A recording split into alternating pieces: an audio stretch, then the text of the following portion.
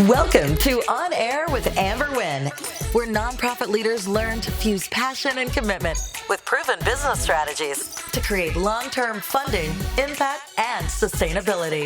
And now, here's your host and resident philanthrepreneur, Amber Wynn.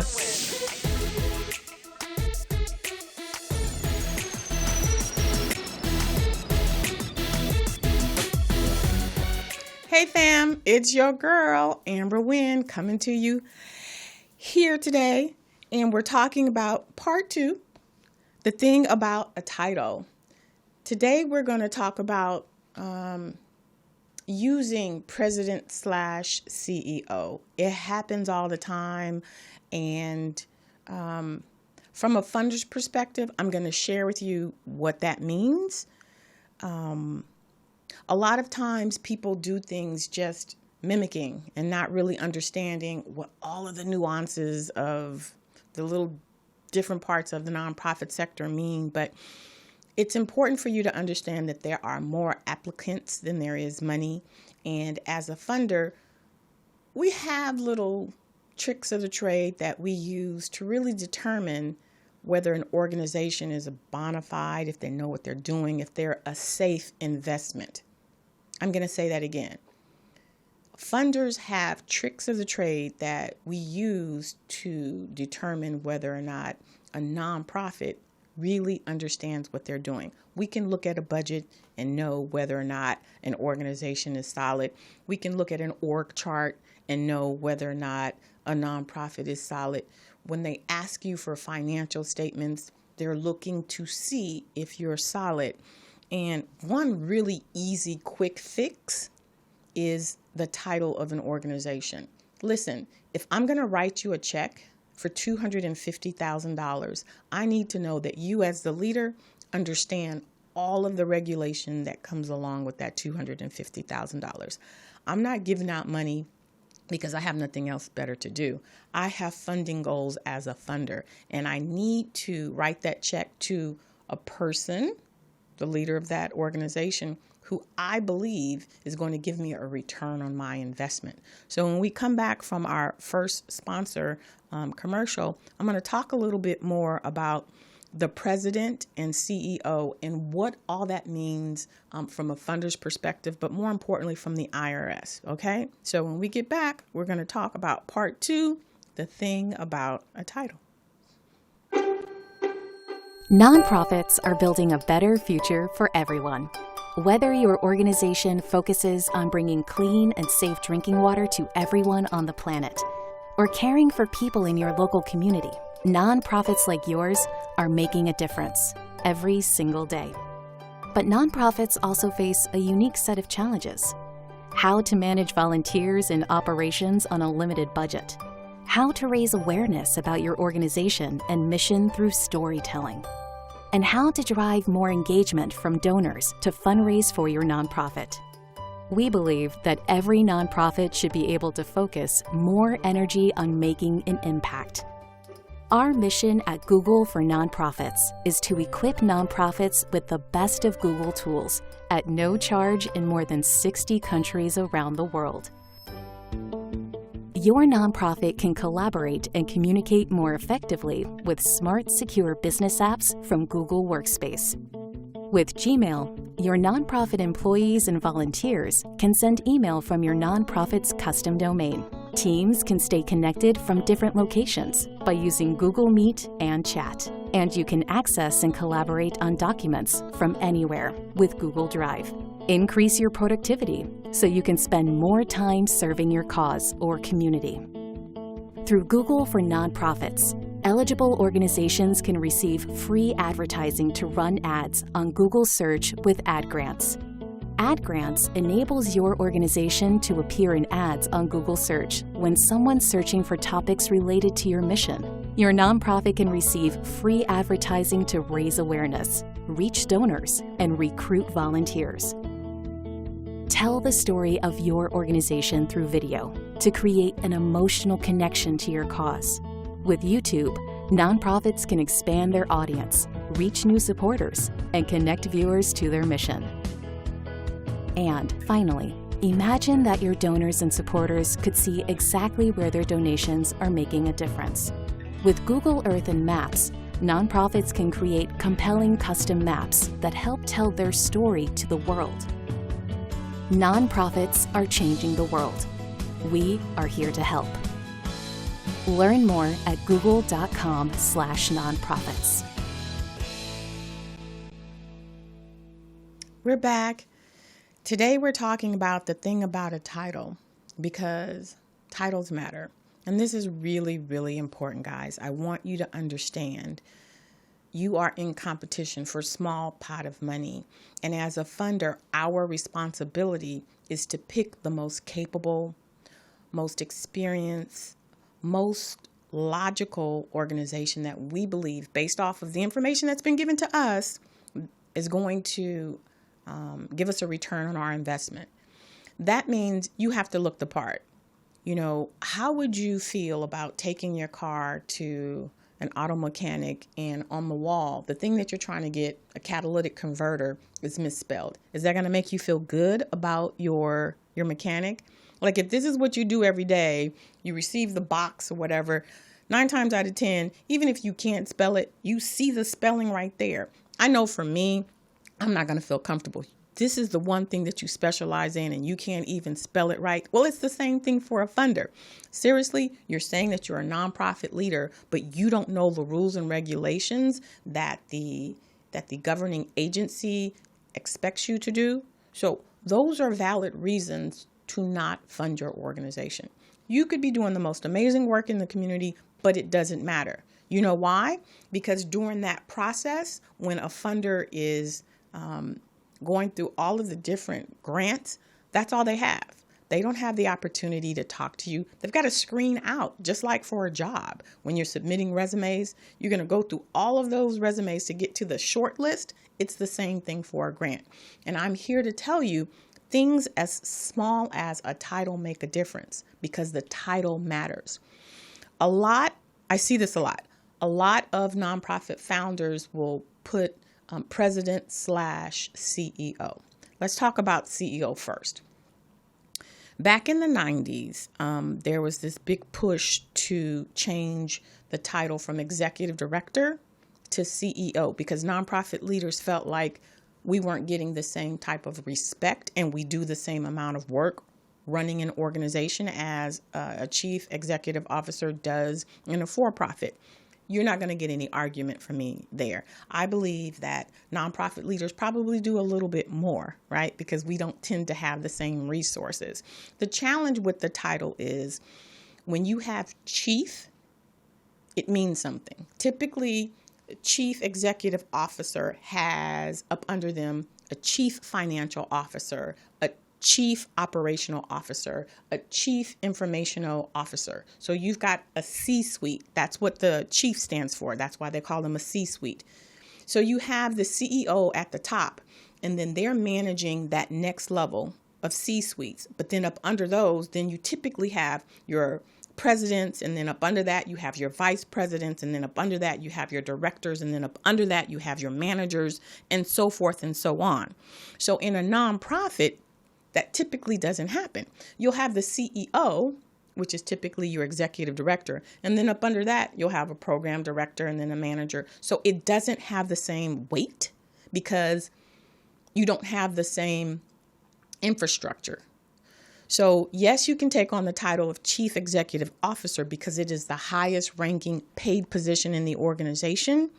But if they ask you for your organizational chart and they see CEO and then they see program manager and then, program coordinator, there's going to be something that's off, right?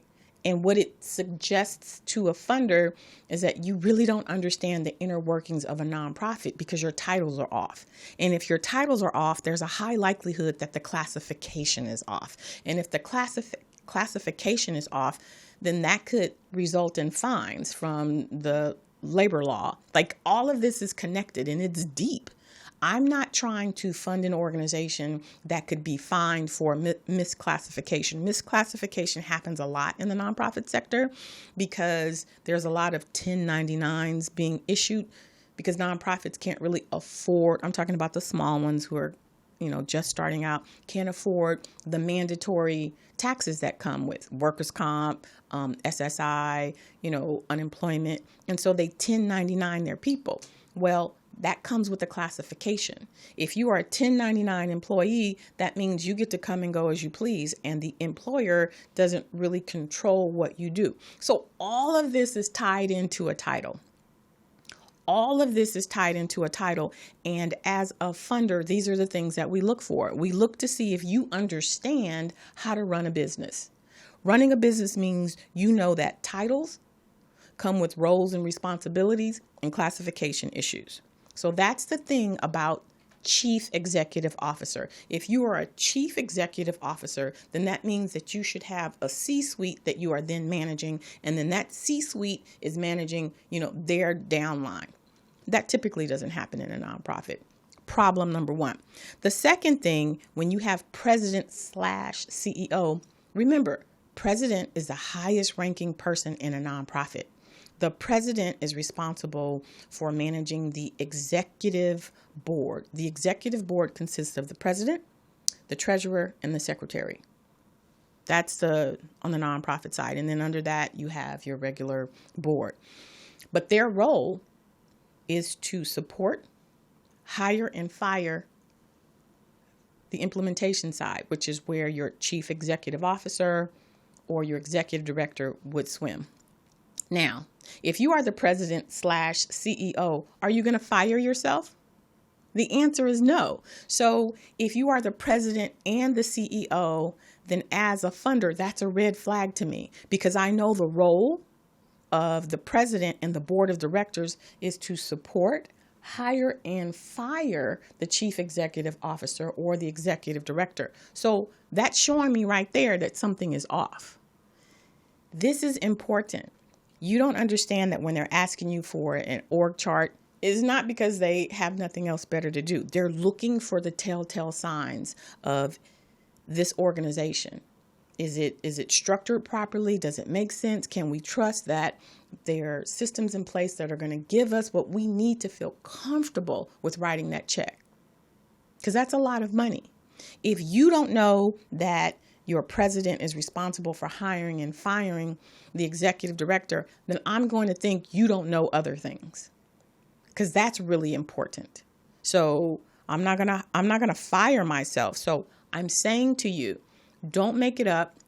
A lot of time it's innocent. I'm the president and I'm the CEO. You are if it's a for-profit company, but if it's a nonprofit, then you can be the founder/CEO or the founder/executive director, but you should not be the president/CEO of a nonprofit.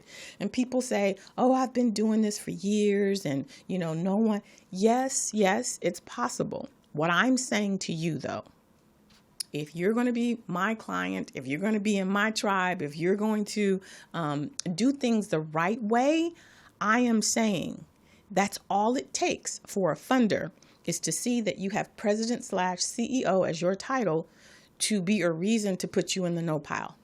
My goal is to have you go in strong, is to have you be a contender and make it past the eligibility screening. That is a perfect reason to say, maybe this person doesn't really understand the nonprofit sector.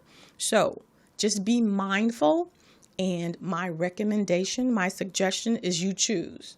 If you choose to run the organization, then you choose not to get a salary and you choose to be the president, because the president's responsibility is to set the vision. It is the highest ranking person in the nonprofit. And you can choose to do that because you know that you don't want to run the organization. You're going to keep your 9 to 5. You're going to volunteer your time and you're going to run that organization. It's going to be your vision. It's going to be your ideas, and you're going to support the executive director. However, if you decide that you want to run the organization in terms of the day-to-day, you want to secure a paycheck, then go in knowing that you will be reporting to your president, that your president is responsible for evaluating the work that you do as the highest ranking paid person in the nonprofit. And when you do that, understand that there's a possibility that if you're not doing your job well, that you may be fired. It is a decision that you have to make. And I'm saying have to because your community needs you. And so if it comes down to, you're fired and then the organization crumbles, then what was the purpose? What was the point? I am here to support you. That means you follow the rules, you run your organizations the way that the IRS has determined you should, so that you can deliver your programs and services to the community. That's it at the end of the day. So if you're making things up, that means that you're not looking the part. That means that the funder's looking at your org chart, they're looking at your grants, and they're saying, this person has no idea what they're doing. I'm telling you, as a funder, I've done that. I've looked at grants and I'm like, this person has no idea what they're doing. Making stuff up, titles, and, we have an executive board, but we also have, an advisory board, and we also have, a corporate board. Like, they've got all of these things that aren't in alignment with what the IRS would say is a functional organization. So you got to do the work, because if you're trying to get funds, you have to look the part. The thing about a title is that it means something. So if right now, as a nonprofit leader, you are functioning in the role of CEO, that's fine. I explained to you earlier the challenges about that. I would recommend that you be an executive director. If you're the founder, then you're the founder / executive director, and stay within the boundaries of the IRS. Because at the end of the day, you can be a chief executive officer / president, but that may prevent you from getting your money. And that defeats the whole purpose. All right. Enough of me on my soapbox. I think you get it. I think you understand that the IRS has certain rules and that funders are looking for you to abide by those rules. When we come back from this short break, we're going to take questions. We have a question from Roger about the board and, this is perfect, about the board and what type of titles and positions they can hold in the organization. So when we come back, we're going to go to Ask Amber. Are you a nonprofit organization with 501c3 status? Are you using video to promote your cause and attract donors? If you answered yes to both of these questions, then the YouTube Nonprofit Program was created especially for you. The YouTube Nonprofit Program allows you to activate your cause, broadcast a compelling story, and launch an effective campaign via YouTube. The program gives nonprofits access to YouTube tools that most users don't get: an embedded donate button, call to action overlays, annotations, live streaming, and access to a community forum. So take advantage of this program for your nonprofit, and you can really see the results in your video and overall communications. Hey, we're back. This is part 2 of the thing about a title. And right now I'm going to take your questions. It's Ask Amber. It's your opportunity to ask me your burning questions. They don't even have to be burning. They could be something that you've heard or you thought about, you want some clarification around. This question is from Roger. Roger's in Upland. He emailed me and he says, "Hi, my name is Roger. My organization is fairly new. It's about 2 years old. The board is ready to hire staff." Yay, Roger, congratulations. Because they've been delivering programs, they want to function as both the board member and the paid staff. My question is that okay to do? This is a great question. So it's 2 parts. Number 1, typically when a board, when it's your inaugural board, your first board, those are the people who are going to roll up their sleeves and they're going to do the work. So yes, most times they're going to be delivering your programs, right? They understand that it's your first board.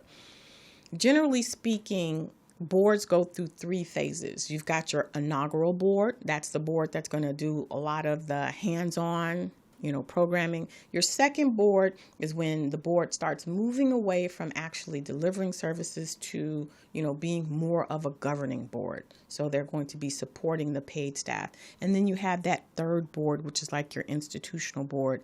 And those are typically your high-powered people, and they're writing checks and they're making connections. That's where you want to get to, right?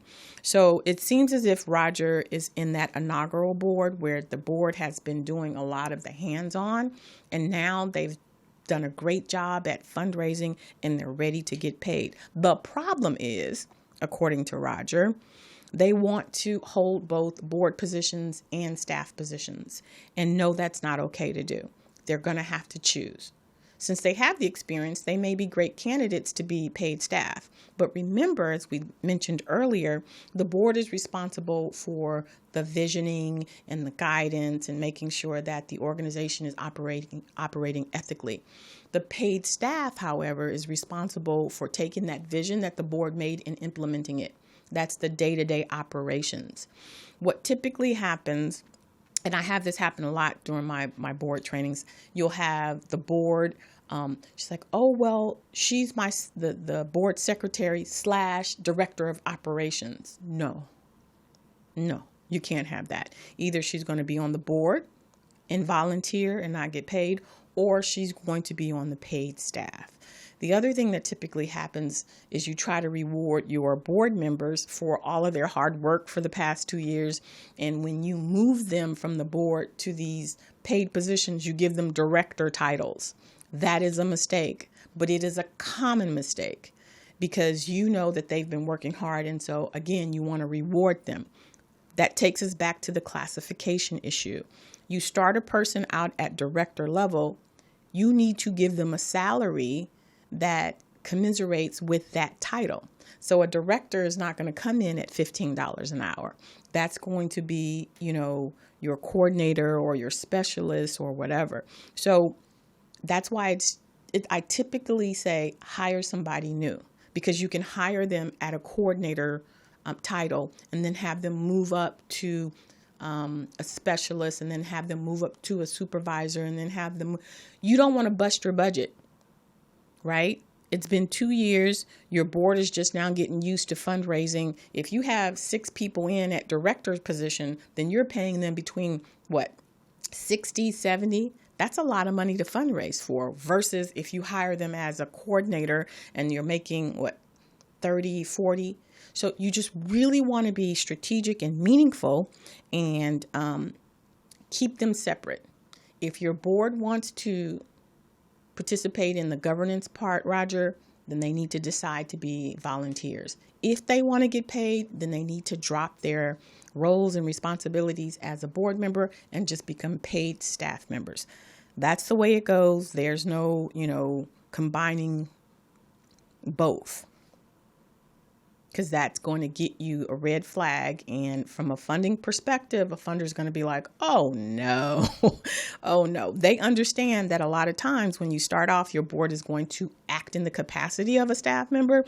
But when you start assigning titles, now you're moving into that zone of labor law. And it's really important. And a funder doesn't want to get caught up in that, because the first thing that's going to happen is you're going to get fined. And what do you want to do? You want to take my grant money to pay your fines. And that's not what I'm giving you money for. I'm giving you money to deliver programs. And that's how we have to look at it as funders. We've got to look at it as protecting our assets. So, Roger, I'm going to, first of all, again, applaud you, but I'm going to say you've got to tell your board that they've got to decide. All right. So that is that for that. Now we're going to move on to my favorite part of the episode, where I get to feature the most amazing people in the world, my nonprofit leaders. Today, we're going to spotlight an organization that is closing the gap in the technology world, right? It's called Girls Who Code. Through their online resources, campaigns, books, and advocacy work, in the U.S. and around the world, Girls Who Code is reaching girls around the world, and they're on track to close the gender gap in new entry-level tech jobs by 2030 through their in-person programming, including their summer immersion program, clubs, and college loops. Half of the girls that they serve come from historically underrepresented groups, including girls who are Black, Latinx, from low-income backgrounds, non-binary individuals. Let's take a look at Girls Who Code. It's important for more women to be involved in tech fields because having that representation, a different perspective, is something important in the world in any career. I thought I was interested in tech field, but I wasn't so sure. In high school, we didn't have a lot of tech courses, so I was looking for outside resources. We know that jobs in tech are the highest paying, fastest growing in our country and frankly around the world.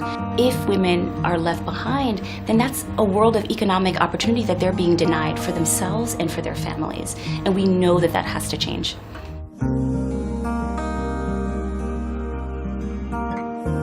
At Girls Who Code, we're on a mission to close the gender gap in tech and to change the image of what a computer programmer looks like and does. We work with girls across the country and now internationally who have come from communities that are historically underrepresented. Girls of color, Black and Latina, and from low-income households. And Girls Who Code absolutely gives them that confidence and pride and convinces them that they can do anything.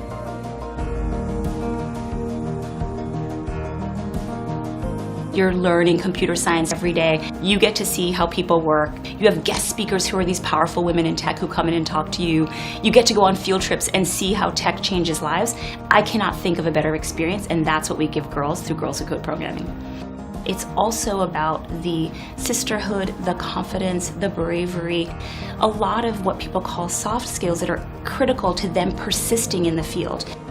We're definitely going in a really positive direction for women in tech fields, especially with programs that do form camaraderie between women. It's really great to have that kind of teamwork so that they can pursue those aspirations without feeling like they're alone.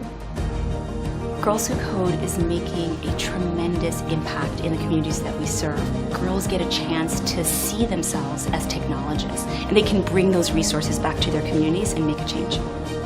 Yeah, you're going to encounter difficult problems, and it's okay to even fail sometimes. As long as you did stick through it, you have succeeded.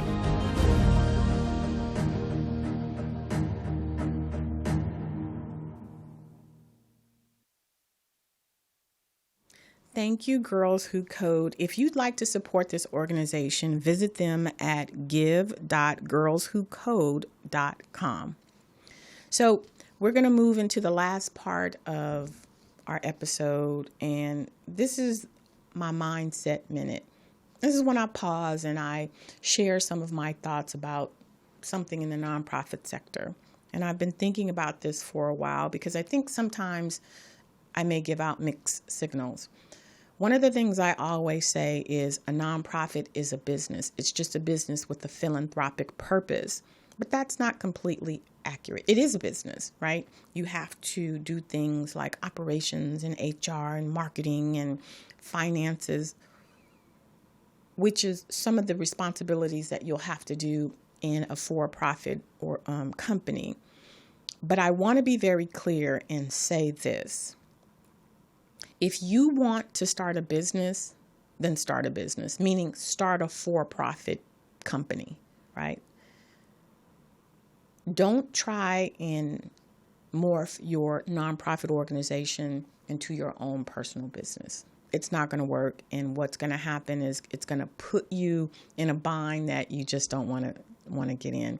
A lot of times people start nonprofits thinking, oh, it's my business and I'm going to this and I'm going to that. And it just doesn't work. I've been in the business for 30 years and I've seen all types, right? Well, can't we just this and can't we just that? No, you can't.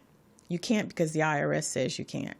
And at the end of the day, a funder is going to do what the IRS says versus what you think they should do. And I'm going to use myself as an example. I started a nonprofit, and the nonprofit does exactly what my consulting firm does. The nonprofit's goal was to work specifically with executive directors, because having been one, I understood the plight. And what I wanted to do was to have government and corporations give me money so that I could then, train nonprofit leaders, because I know the struggle. professional development in the nonprofit sector is a challenge because you're trying to, run programs and give your people salaries. So my thought was, all right, I'll just have the grant money come in, and it turned out not to be that easy, right?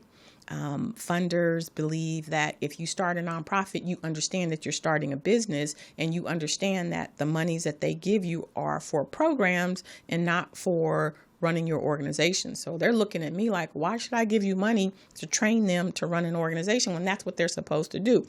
Not really understanding that people start nonprofits with great hearts, not really doing the research and understanding. So there was a whole disconnect then. That was in 2013. And after a couple of years of not really being successful at funding that vision, and mind you, I'm an amazing grant writer, I shifted my model to starting a consulting firm. And a part of that also is when you don't get money for your programs, then you don't get that 15, 20% for your salaries. And so, I'm about that money, y'all, right? So having a consulting firm, this is where I am. I have people now, I think we're a different time than in 2013 with all of the upheaval, with all of the social injustice, with all of that. Funders are now understanding the challenges in our communities. And so as a consultant, they just write me a check and I deliver the training to the nonprofit organizations. It's not a problem. It's not, I only get 15% and then the rest goes to programs. I get it all. So I'm saying all of that. I'm sharing my personal business for those of you who are like, I want to do this, but, I don't know if I can, do it without getting grant money. You can. You can if you are delivering a product that brings value, right? I bring value to the nonprofit sector, but I am not a nonprofit organization. I am a for-profit consulting agency. And funders will write me a check so that I can deliver culturally responsive, asset-based training to nonprofit leaders. So if you think that, starting a nonprofit is going to allow you to get all of this money, I want you to really just think it through, because there may be a better fit for you as a consultant, as a for-profit business where you're not struggling to get this type of funding sources. If you're not sure, just reach out. We can do a discovery call. I can hear what you're trying to do. I can look at, potential business models that may work for you, because nothing is worse than starting a nonprofit and it's not really a nonprofit type of company. I mean, there are ideas I'll say off the top. Well, why are you trying to be a nonprofit? And if that is the case, just give me a call. Reach out, Amber at Amber Wynn, or go to my website, www.amberwynn, and we can talk it through.